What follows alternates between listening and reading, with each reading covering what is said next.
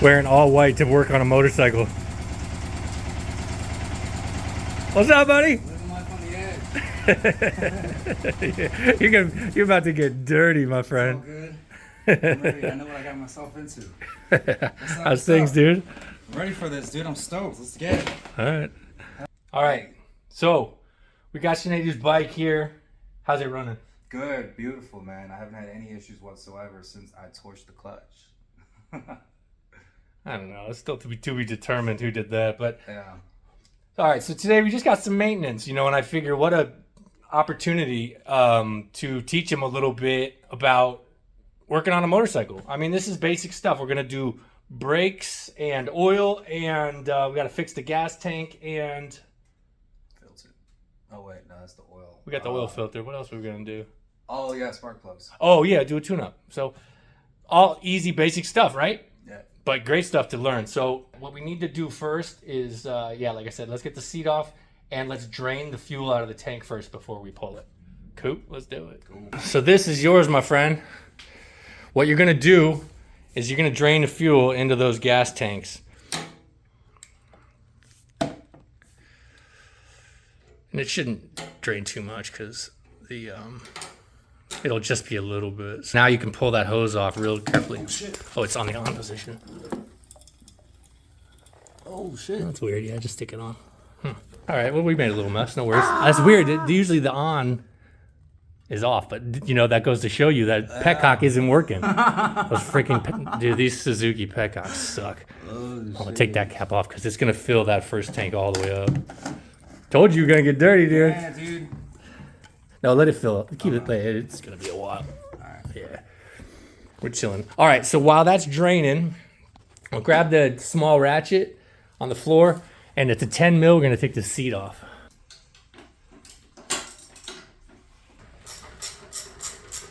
So it should go up. Yep. Now pull it back. There you go. Hell yeah. How you feel? I feel like a mechanic already.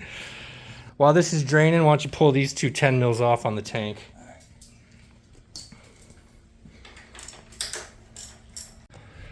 Or do you want to? Oh, okay, go ahead. So the reason these petcocks suck is his is not working, the vacuum assist. They always break on these. So we're just running it in prime to bypass the valve. But anyways, he asked why that's important. And if you really care, then this is the reason. There's a needle valve in there, and that little needle valve is what opens and closes depending on where your float bowl is.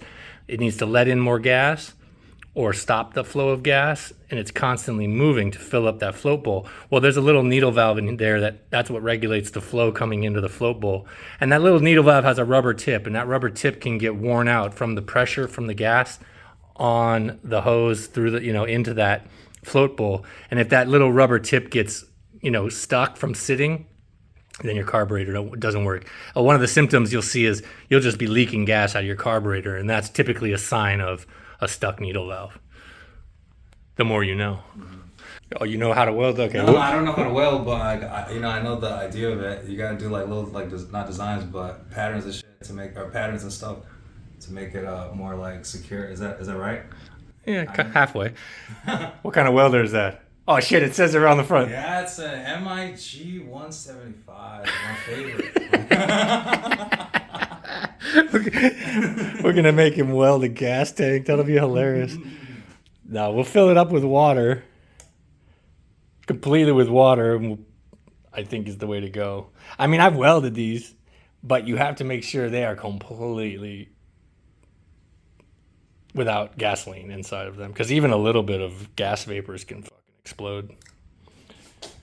First time welding, you do it on a gas tank? Yeah, I don't want to blow up, but I think I'll be good. I think though, it's because what if we intentionally ignited the fumes, so then we saw a little, Like for content?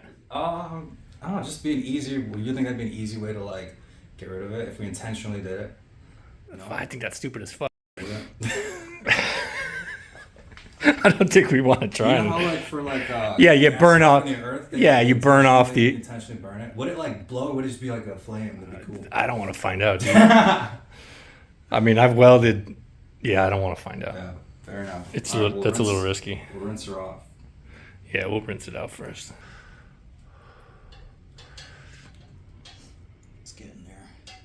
We're gonna use those needle nose I gave you before and do the same thing with that vacuum line. So let's see if I can find it. I'm his tool fetcher. Same thing you did before, come from the side and kind of pinch it and bring it down the hose a bit. And then pull that hose off. Once that's off, then pull that tank off. Still something else attached. All right, let's just keep it here. I'll grab this off. All right, go ahead and set it on the welding table. So we're gonna show you what happened. The bracket, and grab the metal bracket that's broken. So this happens occasionally on these Suzuki Savages. They get a little water underneath the bracket, and then eventually the vibrations, the blue piece that's broken off. That's the holder, yeah. There should be a big blue piece in there. Yep, there it is. So this goes like that, and we're gonna weld that together once we make sure all these fumes don't make us explode. Yeah, so I've seen this before. We just gotta clean up the rust, clean back the paint, and then we'll just put a weld across there. No biggie. No biggie. Easy. Yeah. While we're waiting for the engine to cool, why don't we do the front brakes? Cool. I think that's a good place to go. Exactly. They're going to be real tight, so you want to, yeah, there you go. Nice.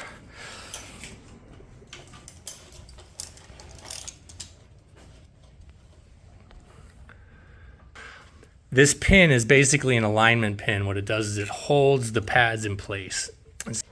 If you can't get it, then we can bolt it back to, there you go, you got it. Sometimes it's hard, we have to kind of mount it to something firm. So let's check your brake fluid.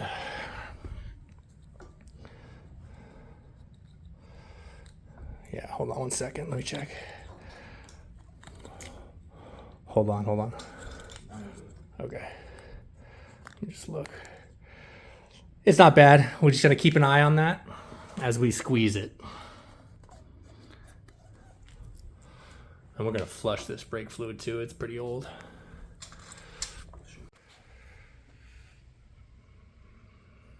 Looks pretty good. How does it feel? Yep, it's pretty much back, so we should be good there. Let's see if he puts them in back. Oh my God, so much pressure. It should say, it doesn't say shit on it, doesn't say anything on it. Oh my goodness. Oh, here, hold on. We gotta slide this. Lord. We gotta slide this back more down in that group. So other way around, that'll be metal out. Flip it around. There you go. Flip it upside down. There you go. Stick it down in, and slide it all the way back to the piston. Actually, all right. So we got the. It took a little finagling with all four of our hands, but now we got the pads in and we got the pins started. So now brake line is loose, and you want to keep that gap with your thumb, and while you're sliding it over the rotor. Once you feel it catch. Is it catching? Oh yeah, there you go. You got one. All right, perfect. Now try to grab the other bolt and start wiggling it.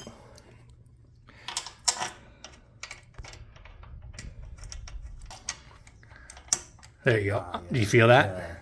Yeah, you're sweating like me. Look at that, how hot it is. Yeah. Man, we dying in here.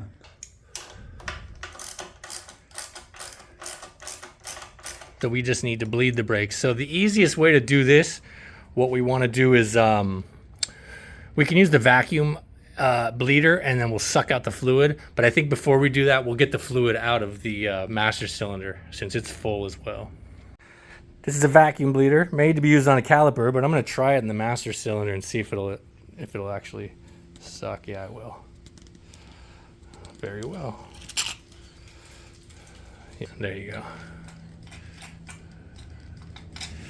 Pump it, hold both the hose and the thing, and just pump all that fluid out of there.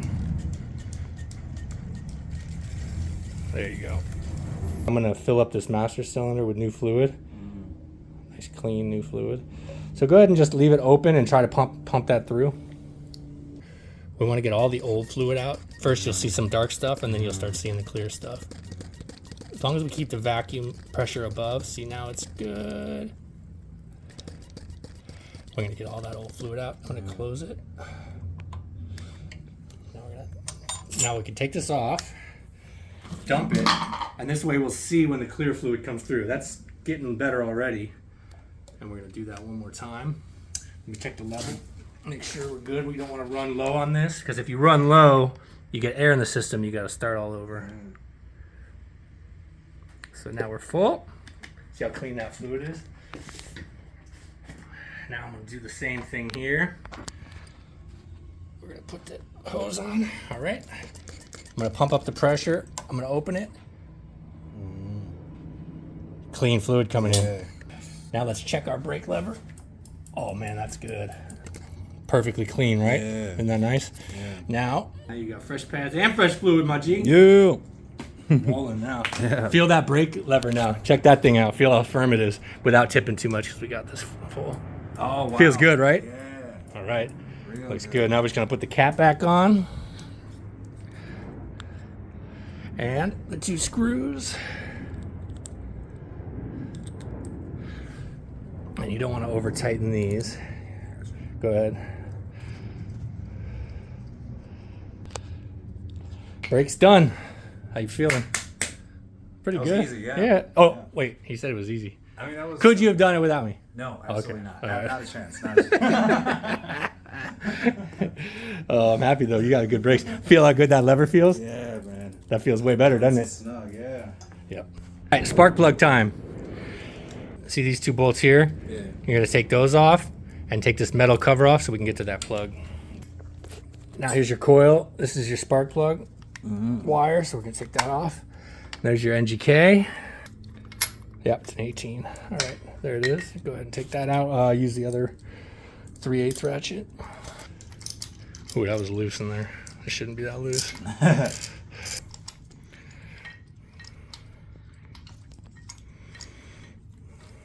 So this thing's gonna fire up a lot better with the new spark plug, huh? Should run a little nicer, yeah. You'll get it. You'll feel it. I mean, you might not feel it, but it'll run a little better. So it doesn't look bad. Let me show the camera. Let's see, was the right one? DPR 8EA. Yep, that's the correct one. This looks like the original plug. It's a little bit. It's gotten a little hot. See how it's got some white on there. But overall, it looks good. The gap looks decent. Yeah, it looks just like probably it was the original plug. So this will go good. Before we put that in, let's put some copper grease on the threads. Use this stuff. It's specially made for heat. Grease. Pull that out. I'm just going to put a tiny bit on there. And then with your fingers, rub that around the threads. Just kind of spread it around. You don't need much. It's called anti-seize, and it keeps the spark. You don't need to use it on these coated spark plugs, but I like to. It makes it so the next time you want to take it out, it doesn't stick in there. It's because the spark plug, like a lot of things on the top of the engine, will do a lot of heat cycling. So the hot and cold, hot and cold. Oh, wait, watch this. Oh, wait, I want to get that on camera. Do it again. No. Oh. Nice try. Nice try, buddy. Here's what I would do. That's going to fall out. Okay. I would start it by hand. Now you don't cross thread It's it. like, nice try, dude. You tried. I want to see you put it in backwards. Okay, now you can thread it with this by itself before you go crazy. Get it all the way till it stops. And once it hits, you're going to give it about a quarter turn or so. Let me feel. A little more. There we go, right there. That's the spark plug boot, and you're going to feel it. It's going to kind of push down. You'll feel it clip down. It'll go. See those threads? You'll feel it kind of. Okay. Go ahead and stick the chrome piece back on, and I'll hold this bolt.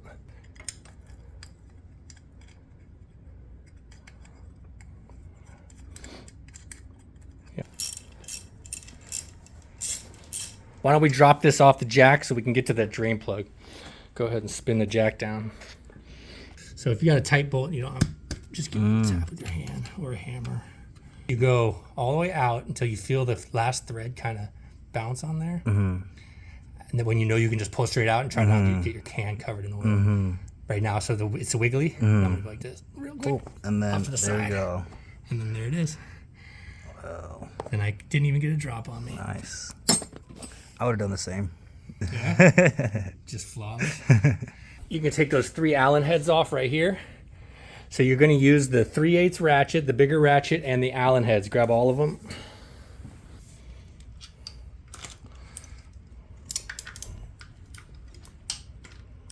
There you go.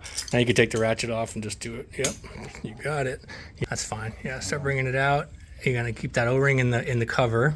Yep. You're gonna bring that out, and then the only other thing we got to do is we'll get this oil filter out, and then keep that spring. Yep, they're perfect. Excellent. So make sure this spring stays in the middle and that O-ring stays in place when you get this all put together. Okay. All right, drain plugs in. We're good. I'm gonna weld this thing up and call it a day. All right. So I cleaned up the metal. Now we just gotta weld that on there, and we'll call it. Oh, it looks so cool. Yeah. You're not looking at it, right? I'm looking at the screen that's recording it. But that isn't as bright.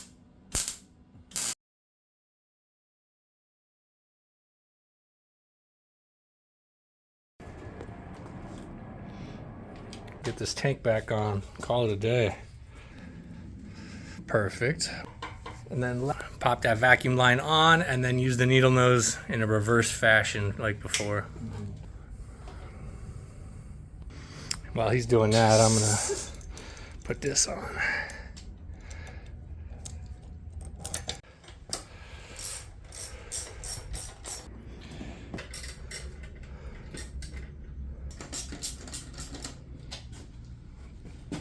How do you feel? Feel amazing. Wow. I needed some assistance, of course, but I feel like I was pretty hands-on for you. I learned a lot. I'll take my tools too. I learned a lot. What'd you learn? I learned that I have a lot more to learn. But no, I mean, it was good. Like, actually, like, you know, I mean, that's my second time doing the oil filter thing, so I feel like I could actually probably do my own oil change now. I won't be. I'll be coming to you every time. But yeah, I don't know, the brake stuff. I mean, I definitely learned how. I couldn't do it by myself again, but I'll just revert back to this video the next time if you're not around. Yeah, exactly. But dude, I'm really happy for this, man. Yeah, no, it feels good. Hey, and then when you ride and the thing stops and you go, dude, I did those brakes myself. It feels good, right? Yeah. That's the thing. That's what I like. Yeah. It's like, damn, dude, I just changed that oil. I just did those brakes. What else did we do today? Spark plug, if it runs. Hey, why don't you start it up, see if it runs.